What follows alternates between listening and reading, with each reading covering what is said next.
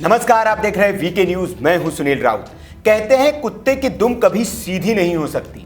उसे कितने भी दिन नली में रखा जाए, जब उसे बाहर निकालेंगे तो वो अपने असल रूप में आ ही जाती है। इस्लामी आतंकियों का हाल भी कुछ ऐसा ही है। ढोंग तो ये सुधरने का करते हैं, लेकिन मौका मिलते ही ये फिर से कुत्ते की दुम की तरह टेढ़े हो जाते हैं। फिलिस्तीन के आतंकी संगठनों का भी हाल कुछ ऐसा ही है।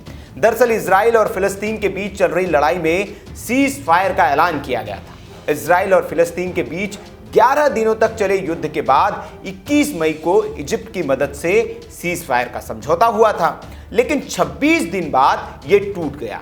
वजह थी इस्लामी आतंकियों की ओर से शरारत। दरअसल गाजा की तरफ से दक्षिणी इजराइल पर विस्फोटक से भरे गुब्बारे छोड़े जा रहे थे, जिसका जवाब इजराइल ने अपने ही अंदाज में दिया और फिलिस्तीन पर एयर स्ट्राइक कर उसे सबक सिखा दिया।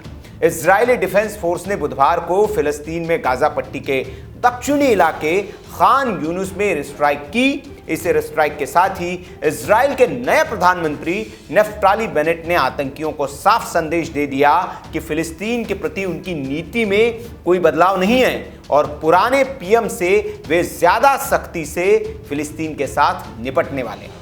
आपको बता दें कि इससे पहले मई में 11 दिनों तक चले युद्ध में फिलिस्तीन के 253 लोगों की मौत हो गई थी, जिनमें 66 बच्चे भी शामिल हैं। वहीं हमास के हमले में इजराइल के भी 13 लोगों की जान गई थी। लेकिन अब आप कहेंगे कि सीज फायर के बाद हमास ने यह शरारत क्यों की, तो इसके पीछे वजह है मंगलवार को इजराइल के में दक्षिण पंथियों की ओर से निकाला गया फ्लैग मार्च। इसके बाद ही वहां तनाव की स्थिति पैदा हो गई। पहले यह मार्च 10 जून को निकाला जाना था, लेकिन तनाव के हालातों के मद्देनजर इसकी तारीख आगे बढ़ा दी गई थी। इस फ्लैग मार्च के पहले ही हमास ने ऐलान कर दिया था कि अगर यरूशलेम मार्च निकाला गया तो वे अल अक्सा मस्जिद की हिफाजत के लिए रॉकेट दागेगा। अब सवाल ये कि ये मार्च निकाला क्यों जाता है और हमास इसका विरोध क्यों करता है। तो आपको बता दें कि अरब देशों के साथ 1967 में जब 6 दिनों तक इजराइल के बीच युद्ध चला था, तब इस युद्ध में इजराइल की जीत हुई थी। इसके बाद पूर्वी यरूशलेम पर इजराइल का कब्जा हो गया था। इस जीत की याद में ही कट्टर यहूदी हर साल मार्च निकालते हैं। यरूशलेम मार्च पारंपरिक तौर पर यरूशलेम दिवस यानी यहूदी कैलेंडर के हिसाब से 28 ईयार को मनाया जाता है। वैसे अभी इजराइल में नए प्रधानमंत्री बने हैं, जिनका नाम नफ्ताली बेनेट है। यह गठबंधन की सरकार के प्रधानमंत्री है, लेकिन बेनेट नेतन्याहू से भी ज्यादा कट्टर यहूदी माने जाते हैं। बेनेट फिलिस्तीन का वजूद ही नहीं मानते। उनका कहना है कि एक क्षेत्र में सिर्फ इजराइल है और दूसरा कोई सूबा नहीं है।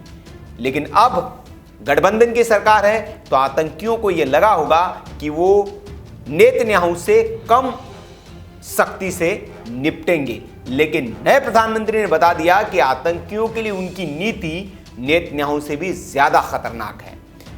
तो ये रही इजराइल फिलिस्तीन के बीच नए संघर्ष की कहानी। इस पर आपकी जो भी राय हो आप कमेंट बॉक्स में हमें जरूर बताएं। वीडियो अच्छा लगा तो लाइक करें, शेयर करें और ऐसी खबरों के लिए आप देखते रहिए वीके न्यूज। नमस्कार।